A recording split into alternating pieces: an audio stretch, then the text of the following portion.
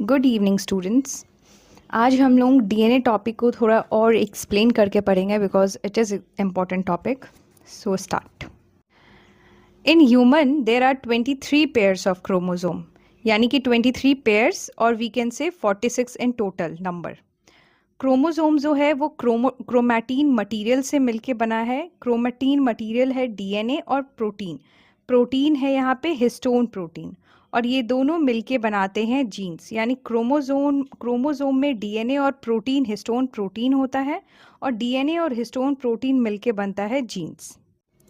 अच्छा, आगे बढ़ने से पहले देर इज़ टू टर्म्स जो कि हम बताना चाहते हैं। एपोप्टोसिस जो हम प्रीवियस लेक्चर में पढ़ चुके हैं, it is natural cell death. But एक वर्ड होता है नेक्रोसिस, जिसका मतलब होता है सेल का death but due to external factor. DNA and RNA. DNA stand for deoxyribonucleic acid, RNA stand for ribonucleic acid. DNA में एक oxygen atom as compare to RNA missing होता है, यानी कम होता है। डीएनए हो या आरएनए हो, ये दोनों 3 बेसिक मटेरियल से मिलके बने हैं, which is sugar, phosphate and an base which is nitrogen base. Nitrogen bases में दो फैमिली होता है। एक है प्यूरीन्स और दूसरा है पिरिमिडीन्स। प्यूरीन्स फैमिली के अंडर आते हैं एडेनाइन एंड ग्यूनानाइन, और पिरिमिडीन फैमिली के अंडर आते हैं साइटोसाइन, थाइमाइन एंड यूरासिल। इन दोनों का अलग अलग फैमिली में होने का रीज़न ये है कि एडेनाइन और गुआनाइन जो है उसका स्ट्रक्चर सेम होता है, इसलिए इसको प्यूरीन्स में रखा गया है। साइटोसाइन, थाइमाइन और यूरासिल का स्ट्रक्चर सेम होता है, इसलिए इसको पिरिमिडीन फैमिली में रखा गया है। डीएनए को फर्स्ट जिसने आइसोलेट करा था उनका नाम है फ्रेडरिक मेसर, और इसका डबल हेलिकल स्ट्रक्चर दिया था वॉटसन एंड क्रिक। अब हम लोग डीएनए के स्ट्रक्चर को समझेंगे through a diagram. DNA basically एक सीढ़ी के जैसा डायग्राम होता है इसका।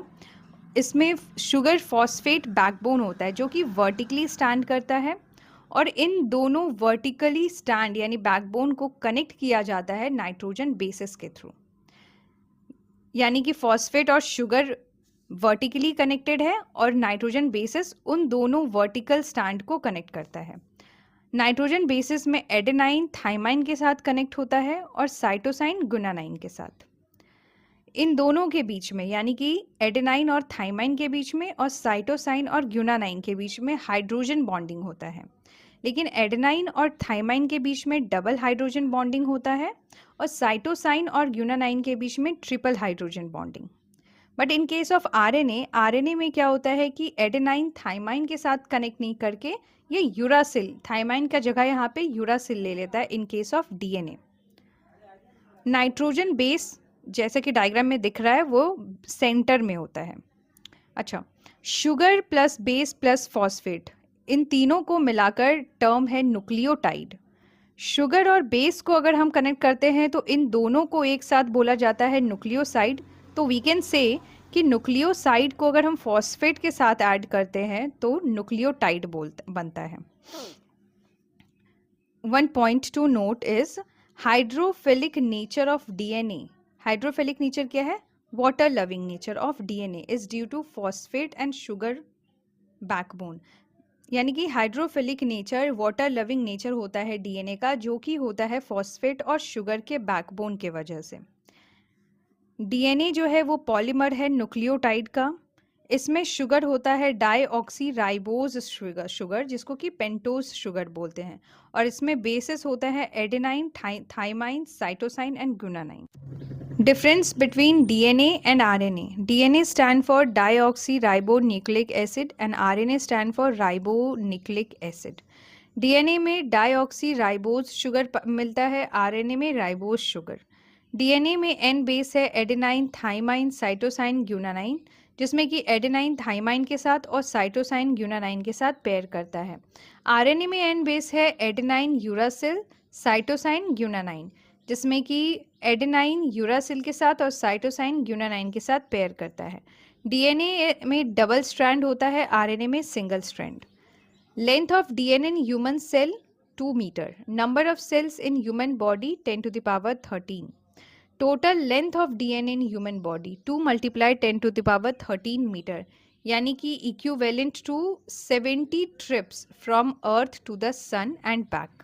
डीएनए पॉलीमरेज, अब हम लोग पढ़ेंगे डीएनए पॉलीमरेज, आरएनए पॉलीमरेज और राइबोसोम, ये सबका बनने का चीज़। तो पॉलीमरेज जो है वो एक लिविंग एंजाइम होता है जो कि long chain of nucleic acid को बनाता है इन डीएनए और आरएनए। अच्छा, अब डीएनए से डीएनए के बनने के प्रोसेस को हम रेप्लिकेशन बोलते हैं, डीएनए से आरएनए को बनने को ट्रांसक्रिप्शन बोलते हैं, और आरएनए से प्रोटीन में कन्वर्ट होने के प्रोसेस को ट्रांसलेशन बोलते हैं। अब हम लोग क्रोमोसोम के स्ट्रैंड को समझेंगे जो कि एक्स फॉर्म में होता है। क्रोमोसोम के स्ट्रैंड को, जो कि ऊपर वाले स्ट्रैंड को हम लोग पी आर्म बोलते हैं और नीचे वाले स्ट्रैंड को हम लोग क्यू आर्म बोलते हैं। ये दोनों आर्म एक दूसरे से कनेक्टेड होते हैं थ्रू सेंटोमियर, जो कि बीच में एक पार्ट होता है। दोनों पार्ट के एंड पे टीलोमर यानी एक कैप स्ट्रक्चर होता है जो कि प्रोटेक्ट करता है डीएनए फ्रॉम डैमेज और loss, prevents chromosome from sticking together और फ्यूजन। और